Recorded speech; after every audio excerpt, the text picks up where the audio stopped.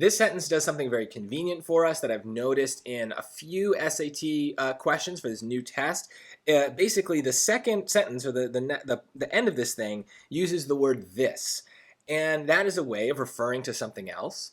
And very frequently, I've noticed they are basically in some way referring to the blank. They are repeating themselves. And so we can use that to understand what the blank is trying to say. So just to put it all in perspective here, if we read this, former astronaut Ellen Ochoa says that although she doesn't have a definite idea, so not a definite idea of when it might happen, she's something that humans will someday need to be able to live in other environments than those found on Earth. This conjecture informs her interest in future research missions to the moon.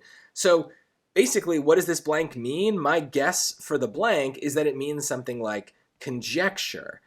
Now, maybe that's a hard word for you, but it's definitely one to memorize. It basically just means a guess. So my guess is that she means something like guess. She guesses, conjectures, or even thinks that humans will someday need to be able to live in other environments. Now, again, if you didn't know the word conjecture, you can get this in another way, right? The beginning part of this sentence says that she doesn't have a definite idea. So what's less than a definite idea? An indefinite idea, kind of a speculation. And that's why choice B is right.